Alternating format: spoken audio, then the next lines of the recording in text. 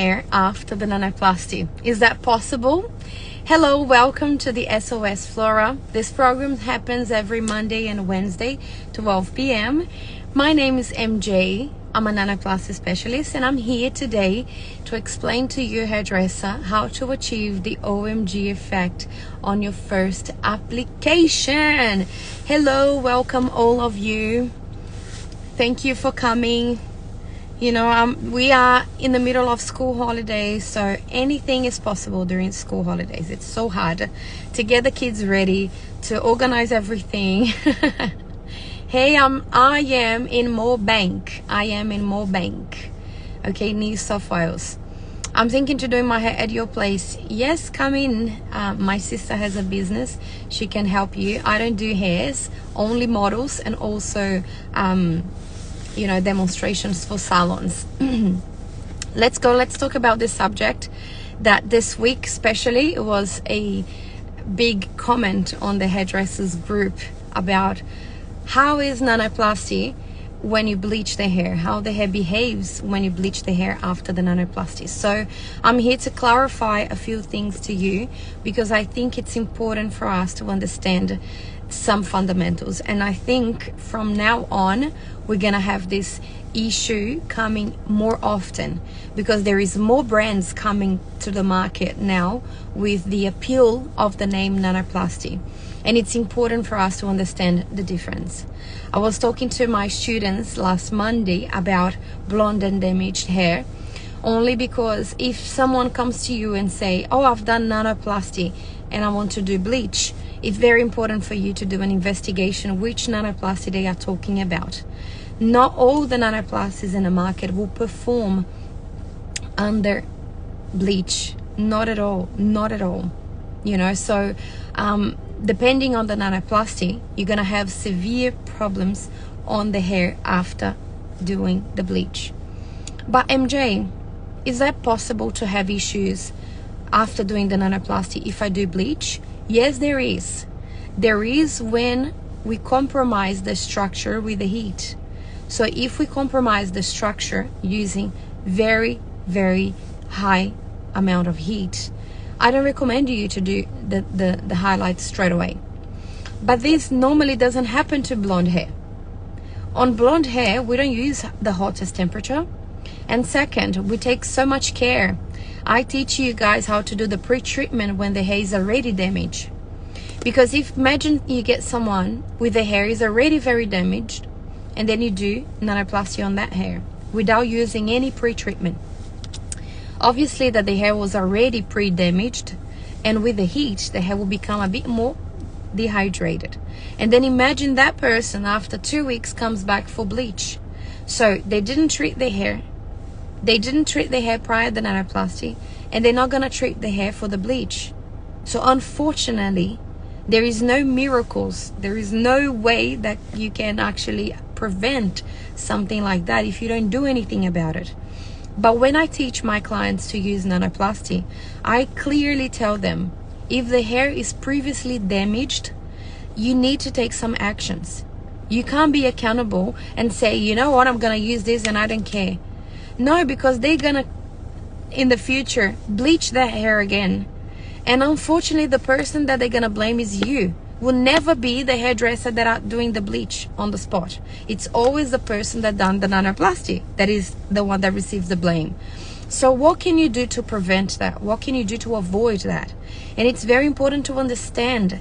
Otherwise, you guys were gonna be going to those groups and reading people saying, oh, I've done bleach after this nanoplasty and my client's hair got fried, it melted, blah blah blah, and you're gonna feel like, ooh, that's scary, I don't want to do it. It feels a bit scared. I'm feeling a bit scared of doing bleach after the nanoplasty. So first of all, investigate which nanoplasty is, because there is so many appealing words in the market today calling nanoplasty that we don't really know which one we are allowed to do and which one we are not. But instead of me talking about other brands, I'm going to talk about what Fluoractive does to the strand and why we feel safer to do bleach with our solution. majority of the solutions that we have today in the market, they cover the hair. And I want to read a comment, obviously, that I erased the name of the person that comment. It's just the text. But this comment really got my attention. Look at this comment. Oh, okay, I don't know if you can see. It's a no, will not be any advantage to put this image because it's so big, it's stretched so much. But she said pretty much, guys, you can't bleach the hair after the nanoplasty because you strip out the layer that covers the hair. And when I saw that, I was like, okay, so there is still questions about how the solution works on the hair fiber. So one thing that we need to understand about Nanoplasty by Flora Active, it took us, the company, and when I say us, I don't even include myself in that because I'm not a chemistry. I don't work with chemistry. As much as I understand a lot about the chemistry of the hair and I understand a lot about cosmetology, I'm not a chemistry. So we rely on people that have knowledge about ingredients and products to develop something that we trust that was able to be applied on the hair without creating damage, especially to the blonde hair. So the team in Flora Active took a few years to develop a solution that was able to pass the part where the color sits on the hair. So when we do the nanoplasty, the product penetrates the hair. I need to do the nanoplasty on my roots. I need to do ASAP. It's wavy already. And you know how I've done the express one last time and it lasted pretty long time. I'm actually impressed. Anyway, so the company itself took a few years developing a solution that was able to penetrate the hair without creating the damage and without coating the hair. So much that our application, we don't clarify shampoo the hair. And the reason why we don't clarify is because we don't need to stretch the cuticles. We don't need to open the cuticles to get the product inside of the hair. This is a big deal. As much as a lot of you think, oh, but it's just washing the hair first. What is bad about that? If you clarify shampoo the hair, everything that is on the surface of the hair, especially nutrients that are in between the cuticles, the lipids, which is the oils, they will get rid of. So if you wash the hair with clarifying shampoo, the first thing you are doing, you are removing that layer of lipids that are covering the hair, not covering on the outside. Between the cuticles of the hair, there is the lipids, which is the oils that makes the hair soft. So you remove them. That's why as soon as you clarify and shampoo the hair, you feel that the hair becomes alkaline. It becomes hard to touch. So what we do, we maintain the integrity of the cuticles on the way it is. And we made a product that is small enough, capable to penetrate that hair. So when we have the solution that it's capable to penetrate the hair, we can reach the deepest part of the cuticle, which pass the melanin where the color sits. So we pass that, which means if I need to bleach the hair, I'm going to stretch the cuticle, something that we didn't do with our solution. And we're going to remove the color that is on the cortex, on the melanin part. So we're not going to reach where the nanoplasty is. So when you bleach that hair, that is where the cuticle is going to be opened. The cuticles wasn't open before. Do you understand? So that makes a huge difference when you are bleaching the hair.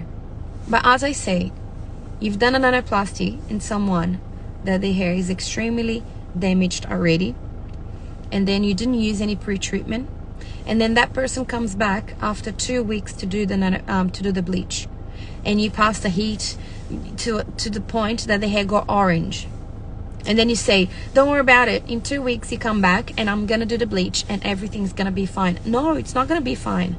The structure of the hair you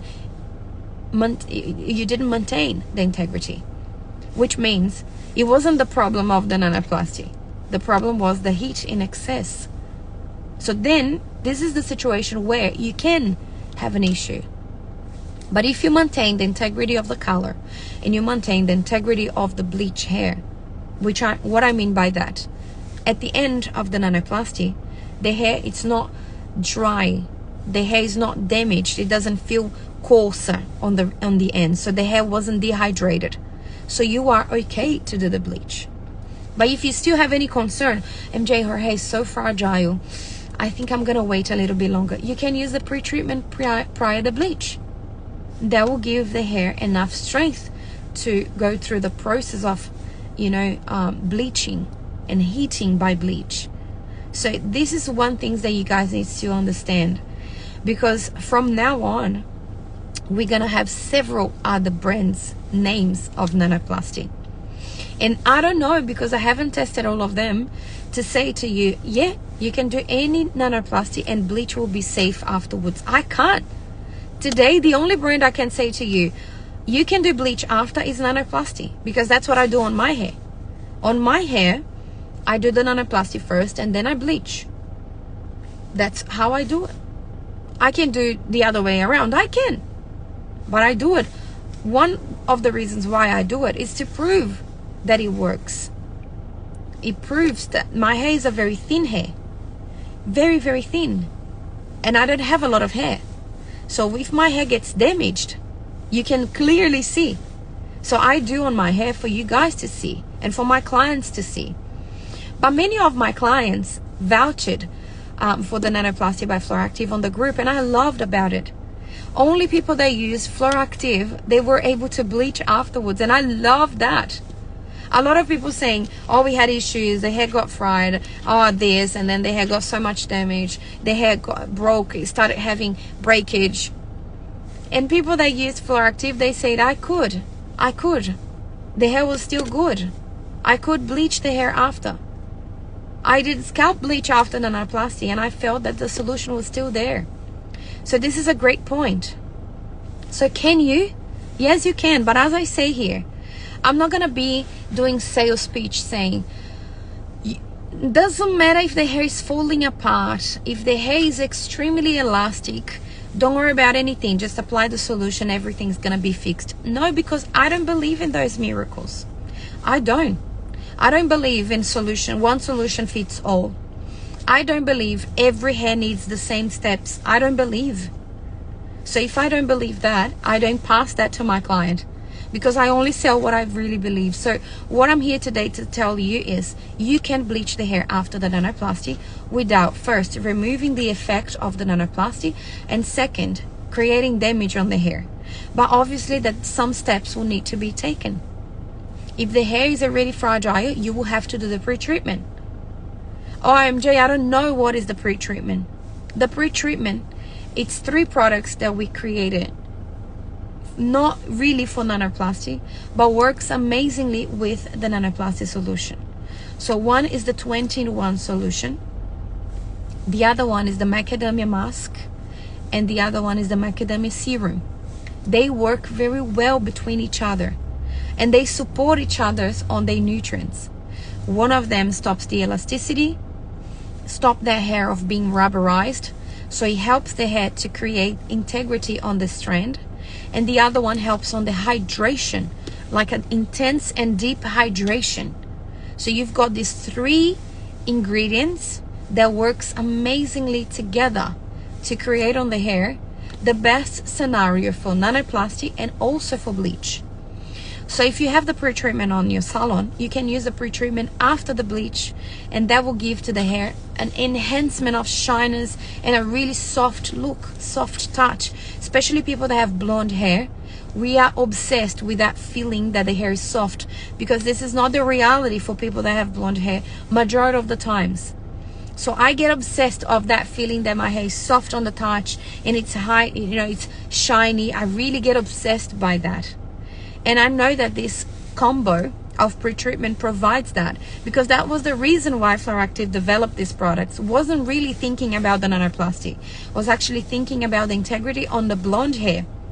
But also we saw that using those products prior to the application of the nanoplasty, it gives amazing results. It's just, you know, mind-blowing. It's a really, really, really intense solution to use prior or after. Prior nanoplasty and after bleach. And if you are concerned, this hair is so fragile and I need to bleach this hair, so use the 2-in-1 solution prior the bleach as well to help the hair to have strength. So this live is a quick live that I'm doing today to explain to you guys that you can do bleach after the nanoplasty.